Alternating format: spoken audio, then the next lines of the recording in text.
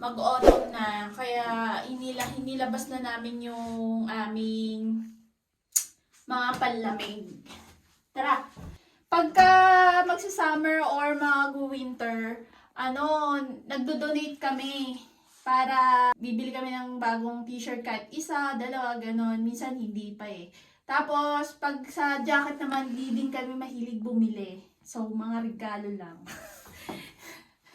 So, eto na. Nilabas ko na yung mga jacket namin. Sa amin na itong dalawa. So, ang akin talaga, ito. Yan.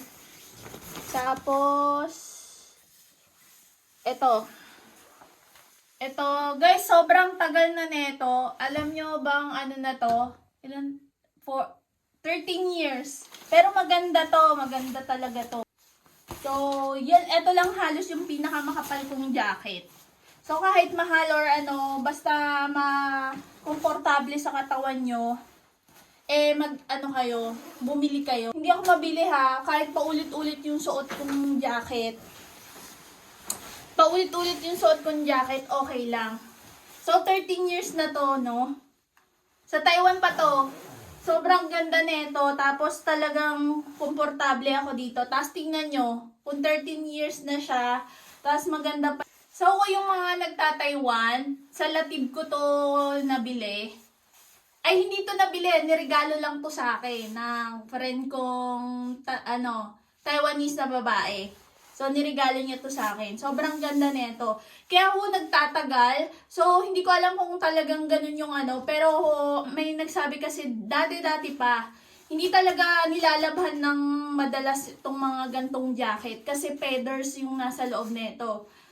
Kasi tayo mga Pilipino, kada suot, nilalabhan natin. So, magbubukol-bukol siya. So, ewan ko kung kadiri ba talaga. Pero ang totoo, isang beses lang to nalalaban sa isang taon. So, hindi naman nakakadire. Bakit? Kasi po, pang doble lang to eh. Kasi madalas, may suot ka pa sa loob ng 3. May warmer, may sweater, tas may cotton jacket ka pa. Plus, eto. So, hindi makakapitan to ng pawis mo or kasi hindi ka din mapapawisan. So, pag natalsikan naman po ako ng mga sosos dito, pinupunasan ko lang. Or kung dito naman, ito lang yung parang kukusutin ko. Pero hindi ko to nilalaban ng kada suot ko lalaban ko. Kaya, eto, tumagal po to. Tips ko lang po yun. Pero sa akin lang naman yun. Kung gusto nyo tumagal. Pero kung may pambili ko kayo, okay lang naman. Okay lang naman po yun. So, dalawa lang po to, pinagpapalit-palitan ko. Yan. So, si Dayan, marami siyang mga kasi maraming nagbibigay sa kanya kasi medyo maliit lang siya. Pitit siya. Meron kaming ibibigay na jacket eh. Kasi magbibigay po kami ng mga jacket sa mga bagong dating. Kasi wala pa po silang masyadong dalang mga Ganun din po naman yung nangyari sa amin. Yung bagong dating pa lang po kami nila Dayan dito sa Czech. Filipino community sa Czech. Nagpunta sila sa mga dorm. Tapos nagdala sila ng mga jacket. Pinamigay din nila yung mga ganito. So, ganun din po kami. Pag may mga kinokolekta po namin, tapos binibigay din po namin sa mga bagong dating. Kasi, sayang din naman magaganda pa. So, ibibigay na po namin to. Tapos, maghahanap pa po kami ng iba pang jacket. So, makakaporma ka na dito kung gusto mo mga yung Opa. mga opa-opa, Korean, ayan, may coat na. So, syempre, ngayon, mag-autumn yan. Wala na autumn ngayon kasi parang diretso lamig na. So, ayan. So, eto, nilabas din namin tong mga warmer po. Kailangan din po yan ng warmer, tas yung mga sweater. So, hindi kami masyado talagang bumibili. Pag Pasko kasi, yan yung mas maraming nagre-regalo. Mga scarf, mga bonnet, mga gloves. Yan yung mga regalo pag Pasko. Yan marami din kami na kaya hindi kami madalas bumibili. So, eto din yung jacket ko. So, matagal na to, hindi ako bumibili. Yung mga mga jacket ko dito is halos galing Taiwan. Hindi pa ako bumibili na halos na nandito.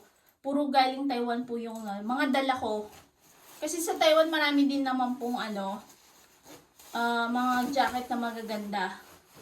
So, wag ho kayo na kahit isang jacket na mapoprotektahan talaga kayo sa lamig. Kahit isa lang. Tapos, yun nga po, wag nyo laging lalabhan kasi masisira siya. Magbubukol-bukol po siya. Kaya wag nyo masyado siyang lalabhan. Kung siya kada suot, lalabhan nyo. So, A few moments later. sapatos naman po. So, ang sapatos ko galing Taiwan. So, hindi naman to talaga pang winter. Ano to, parang pang hiking kasi waterproof to.